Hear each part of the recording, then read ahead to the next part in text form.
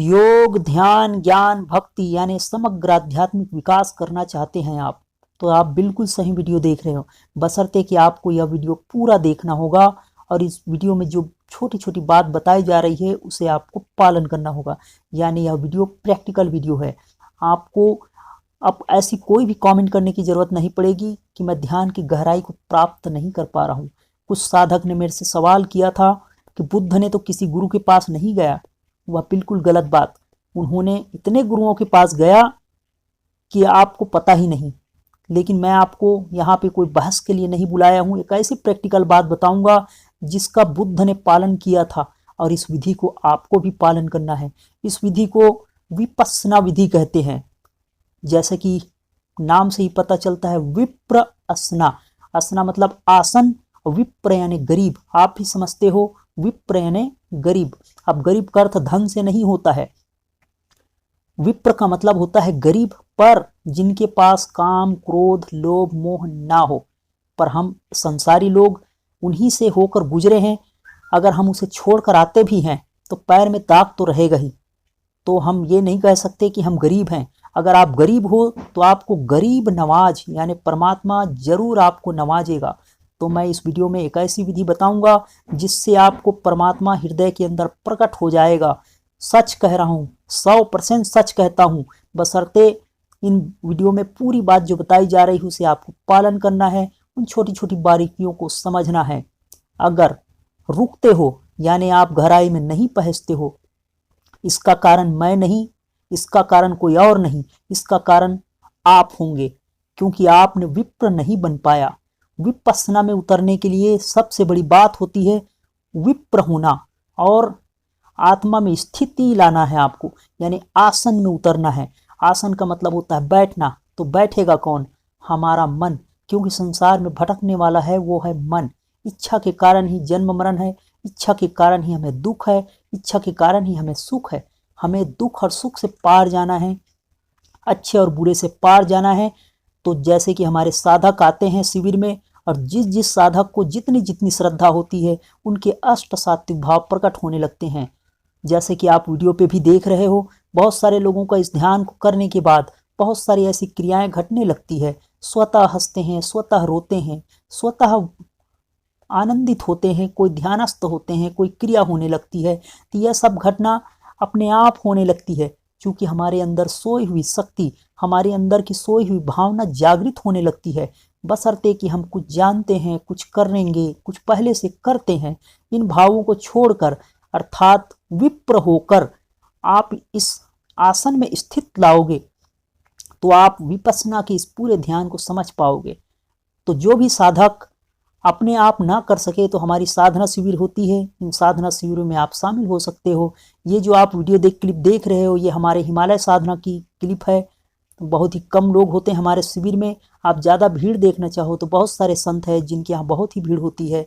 हमारे शिविर में 50 से लेकर 100 तक होते हैं जो पहले से सेलेक्टेड होते हैं। और हमारी साधना शिविर लॉकडाउन के बाद भी है।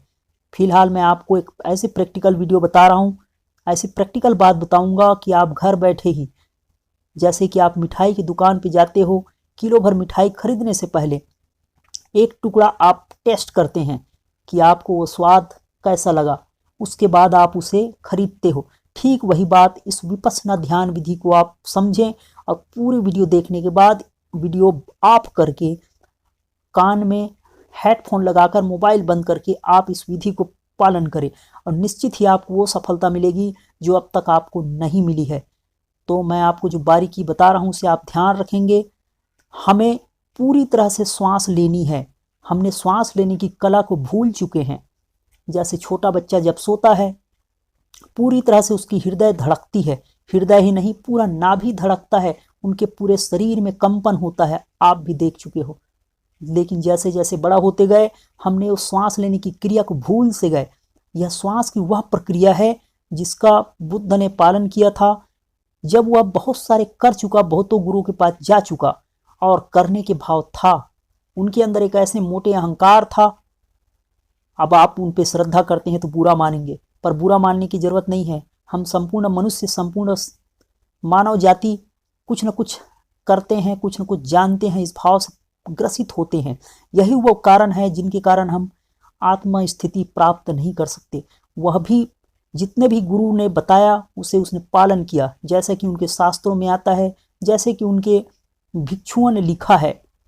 क्योंकि बुद्ध लिखने में इंटरेस्ट नहीं लेते हैं, उन्होंने नहीं लिखा, उनके बाद उनके लोगों ने लिखा।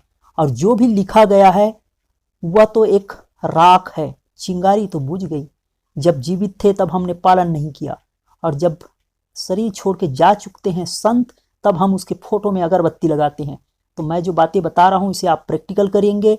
बुद्ध ने अपने उस विधि को आजमाया और उसके बाद उन्होंने हजारों लाखों लोगों को समझाया और हजारों लोगों ने उस विधि से लाभ उठाया। पर जैसे जैसे समय बीतते गया हमने उस विधि को छोड़ दिया। जैसे कि मैं बता रहा था, बच्चा जैसे हवा लेता है, हवा लेने के बाद पूरी तरह से हवा लेता है वो, और पूरी तरह से छोड़ता है। आपको भी नाक के हिस्से से पूरी तरह से हवा लेके छोड़ देनी है। इस क्रिया को भस्त्रिका कहेंगे। मैं आपको पहले भस्त्रिका करा रहा हूँ, ध्यान मैं बाद में बताऊंगा, ताकि आपके नासाग्र जो आपके नाक के अंदर जो मल है वह निकल जाए। तो पूरी तरह से आप हवा लेके ऐसा आप 100 से 300 बार करें, जोरों से फेंकें। इसे आप भस्त्रिका कह सकते हैं। हमें करने की जो आदत है उसे हम फिर से एक बार प्राणवायु को जीतने के लिए और कर रहे हैं। कर करके हमें अक्रिय हो जाना है।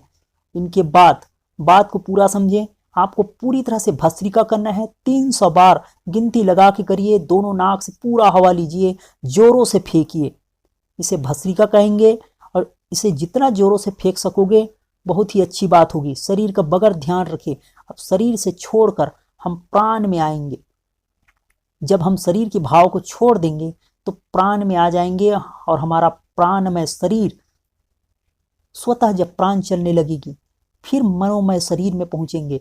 क्योंकि प्राणमय शरीर को हम जीत चुके हैं। भस्त्रिका करने से हम प्राणगत शरीर को जीतने के बाद मनोमय शरीर में आते हैं, अर्थात हम कुछ नहीं सोचेंगे। जिस भी स्थिति में आप आरामदायक बैठ सको, अगर आप बैठ ना सको तो दाहिनी करवट, यानी आपका लेफ्ट करवट ऊपर रहेगी, लेफ्ट भुजा ऊपर रहेगी, दाहिनी करवट आप सो जाएं। आप अपने हाथों को कनपटे पे लगा लें और आराम पूर्वक सो जाए, जैसा कि आपने श्री हरि के चित्र पे देखा है। अब आपको ध्यान देना है इस विपश्यना ध्यान पर। अब आपको जैसा बालक, जैसे छोटे बच्चे हवा लेते हैं, पूरी तरह से लेते हैं, ठीक वैसे ही नाभि तक आपको हवा लेनी है। हवा लेने से आपके नाभि तक धड़कन जाएगी, लेकिन आपको इस बात का ध्यान नहीं रखना है, और स्वतः हवा आपकी स्वतः होने लगेगी। जब आप शुरुआत में ऐसा करते हो तो निद्रा आ जाती है, इसीलिए आपको भोजन कम करना है और पूरी तरह से हवा लेना है, फिर पूरी तरह से छोड़ना है। इस गति को धीरे धीरे बढ़ाते हुए आपको स्वाभाविक गति पे आना है, अर्थात आपको हवा आती है जाती है उस पर मन को टिकाए रखना है। आपको बस मन से याद करना है कि मैंने हवा लिया और मैंने छोड़ा। अब ये जो मैं है उसे भी छोड़ देना है, अर्थात आपको विप्र हो जाना है कि मैं कुछ करता हूँ, इस भाव को भी छोड़ देनी है। मैं कुछ नहीं करता हूँ, प्राणवायु स्वतः चलते हैं, हवा आ रही है, हवा जा रही है। ऐसा करने से आप खुद ही पाओगे कि 5 से 7 मिनट बाद आप ध्यान की गहरी स्थिति में जाओगे। आपको स्वतः आनंद आने लगेगा और आपको मूलाधार से सहस्त्रसार तक कुछ फील भी हो सकता है। बहुत सारे लोगों को बहुत सारी घटनाएं घटेगी। मैं कुछ घटनाएं बताता हूँ, आपको ऐसा लग सकता है कि चींटियां चल रही है। पहले दिन ना हो, शायद 5वें या 7वें दिन हो सके। कुछ लोग मेरे से पूछते हैं कि यह ध्यान कब तक सधेगा। यह आप जिम्मेदार हैं, मैं नहीं। मैंने जो विधि बताया, इस विधि को करके 100 में से 90% लोगों ने लाभ उठाया है। मैं खुद इस विधि से लाभ उठाया हूँ। तो आप बेफिक्र होकर इस विधि को करो, और इस विधि को करने से आपको निश्चित ही लाभ होगा। तो मैं विधि बता रहा हूँ कि आप हवा स्वाभाविक लेते हैं, स्वाभाविक छोड़ते हैं। बस आपको मन से टिके रहना है कि हवा आती है, हवा जाती है। शरीर में कोई हलचल नहीं, प्राण में कोई गति नहीं, प्राण वायु स्वतः आ रही है और स्वतः जा रही है। पहली घटना तो घटेगी, हो सकता है कि आपको गर्म लगे, ये भी हो सकता है कि आपको ठंडा लगे, यह भी हो सकता है कि आपके शरीर में कुछ कुछ कंपन हो, रीढ़ की हड्डियों में कुछ हलचल हो, मूलाधार में कुछ स्पंदन हो सकता है कि आप इस छठे केंद्र पे, यानी दोनों आंख के बीच पे कुछ दृश्य दिखे, जैसे जैसे आप गहरा जाते जाओगे, ध्यान की स्थिति में उतरने लगोगे, आपको आकाश के तारे आपके अंदर ही दिखने लगेगा। चांद तारे दिखेंगे, उल्टा त्रिभुज दिखेगा, त्रिभुज के बीच में एक बिंदु दिखेगा, हिलता हुआ थरथराता हुआ दिखेगा। जैसा कि वीडियो में आप देख रहे हो वैसा गोल गोल घूमता हुआ नज़ारा दिखेगा। कोई छोटी बिंदु दिखेगी और ऐसे गहरे में जैसा वीडियो में दिख रहा है ठीक वैसे ही गहराई से गहराई में उतरते जाओगे। घना अंधकार दिखेगा, फिर उसके बाद जैसा वीडियो में दिख रहा है वैसे ही पूरी तरह से प्रकाशित दिखेगा। ये आपकी अंतिम स्थिति होगी कि आप देखने वाले ना रहोगे, स्वयं प्रकाश स्वरूप, स्वयं आनंद स्वरूप हो जाओगे। आपका ध्यान कर्तापन से मुक्त हो जाएगा कि मैं ध्यान करने वाला हूँ, ध्यान कोई एक क्रिया है जिसे मैं करता हूँ, यह भाव भी आपको विलीन हो जाएगा और आपको आनंद की स्थिति प्राप्त होगा। लेकिन इतना आसान नहीं है। हम संसार के थपेड़ों खा के आए हैं, संसार की उन कुछ आसक्तियों को पकड़े हुए हैं। नदी में नाव बह रही है, कुछ शराबी उसे बगैर रस्सी खोले, किनारे बंधा हुआ रस्सी है, पूरे रात चलाते हैं और सोचते हैं कि हम पहुंच जाएंगे। संभव ही नहीं कि आप पहुंच जाओ। इसका अर्थ ये हुआ कि आपने पिछले गुरु से कुछ सीख रखा है, कुछ मंत्र कुछ क्रिया जान रखा है। हो सकता है आप शास्त्री हो, चतुर्वेदी हो, त्रिवेदी हो, अर्थात आपने चारों वेद पढ़ रखा है, 18 पुराण पढ़ रखा है। हो सकता है इन सारी घटनाओं को, सारी बातों को, सारी अहंकार को, सारी मैं को छोड़ना होगा। आपको विप्र बनना होगा। विप्र अर्थात गरीब। आपको पूरी तरह से आपके मन में जो छुपी हुई मैं है उसे हटाना होगा। ज़्यादा ना सही तो आपको इस क्रिया को करते वक्त, इस ध्यान को करते वक्त तो आपको छोड़ना ही होगा, तभी आप ध्यान की उस गहराई को पा सकोगे। यह बात उतनी कठिन नहीं है और ना ही इतनी सरल है। जो व्यक्ति अपने अहंकार को छोड़ने के लिए तैयार है कि मैं कुछ हूँ, उन्हें यह ध्यान की विधि अवश्य प्राप्त होगा। ठीक यही विधि बुद्ध ने अपनाया था और उन्होंने जिन जिन गुरुओं से सीखा था, उन सारे सीखने के कारण उनके हृदय शुद्ध हो चुके थे, उनके मन थक चुका था और वह पूरी तरह से अक्रिय हो गया और स्वतः उसकी यह घटना घटी। जैसा कि उनके शास्त्रों में वर्णन आता है कि उन्होंने कर्तापन से मुक्त हो गया। अब कर करके वह थक चुका था, इसलिए अक्रिय हो गया और स्वतः यह घटना घट गई। जब तक हम कर्तापन से जुड़े रहेंगे तब तक हमें यह प्राप्त ना होगा। तो आप भी इस विधि को अपनाइए। आपने पूरा वीडियो देखा है, पूरी बातें आपको समझना होगा। आपके अंदर निद्रा आएगी, तंद्रा आएगी, इन सब को जीतने के लिए आपको आसन, प्राणायाम, क्रिया, ये सब प्रारंभिक स्टेज है। और इन सारी चीज़ों को करने के बाद आप इस ध्यान विधि को अपनाएं कि श्वास आती है, जाती है, उन्हें आपको निहारना है। उसके पहले मैंने भस्त्रिका बताया है। पूरी जोरों से आप किसी भी आसन में बैठकर भस्त्रिका करें। कम से कम 300, अधिक से अधिक 500 से 700 करेंगे आप, और आपके शरीर में वो घटना घटने लगेगी। लेकिन शरीर की भावनाओं से उठकर, प्राण की भावनाओं से भी उठकर, मन की धारणाओं को छोड़कर आपको निर्विचार होते जाना है, कर्तापन से मुक्त होते जाना है। और अगर आपको ये बातें समझ ना आई हो तो आप हमारे साधना शिविर होता है जो सेलेक्टेड लोगों का होता है, जैसे कि आप वीडियो पे देख रहे हैं। ये हिमालय की उन वादियों में जो कि शांत रम्य वातावरण है, इतने शीतल है। आप देख रहे हो कि सभी लोग कुछ न कुछ गर्म कपड़े पहने हुए होते हैं। ऐसे जगहों पे हम ये साधना कराते हैं। अभी लॉकडाउन की वजह से हमारी शिविर, बहुत सारी शिविर कैंसिल हो चुकी है। जो अगला शिविर होने वाला है वह लॉकडाउन ख़त्म होने के बाद अगस्त या जुलाई के लास्ट में होगी, जिनके लिए आपको पहले से ही सीट कंफर्म करनी होगी, क्योंकि हमारा हॉल जितना बिठा सकते हैं उससे ज़्यादा हम नहीं बिठा पाएंगे।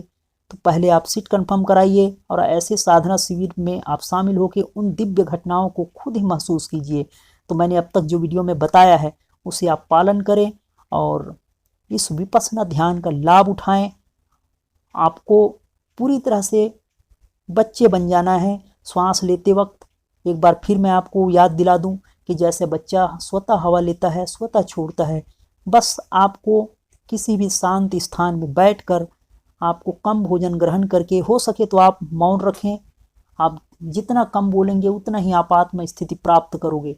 आपको देखने का, सुनने का, चखने का, यानी आप भोजन कम करें, कम देखें, कम सुने और इस साधना को करें। निश्चित ही आपको लाभ मिलेगा।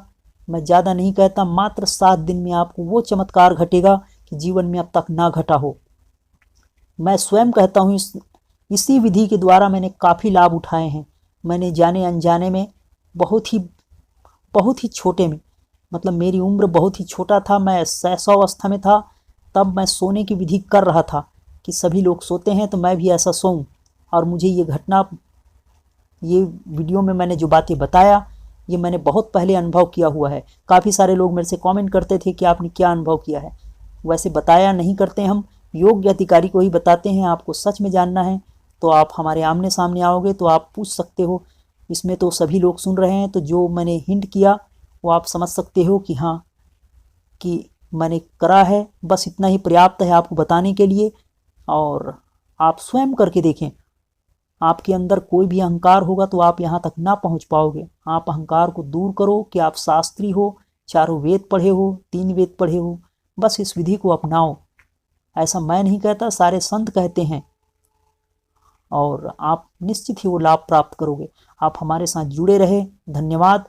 आगे भी जुड़े रहेंगे मैं आशा करता हूँ, और परमात्मा से प्रार्थना करता हूँ कि आप सचमुच में इस विधि के द्वारा आनंद को प्राप्त करें, ध्यान से समाधि तक उतरें, और आपके भौतिक सुख के साथ साथ आध्यात्मिक आनंद, आध्यात्मिक लाभ भी प्राप्त करें।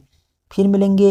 यह वीडियो यहीं तक था, और आप विपश्यना ध्यान की इस विधि को स्वतः आजमाएं। प्रत्येक दिन आपके मन में सवाल आएगा कि ये विधि कितने बार करनी है और कितने समय करनी है, तो आपको सुबह शाम कर सकते हो। कम से कम आप 32 मिनट तक तो कर ही ले। और कोई सवाल हो तो आप हमारे साधना शिविर में आके पूछ सकते हो, और हमारे YouTube चैनल पे हर सवालों का जवाब डली है, आप वीडियो देखकर समझिए। धन्यवाद, फिर मिलेंगे। अभी के लिए इस वीडियो में इतना ही। और कोई सवाल हो तो आप वीडियो देख के समझें या हमारे शिविर में मिलें।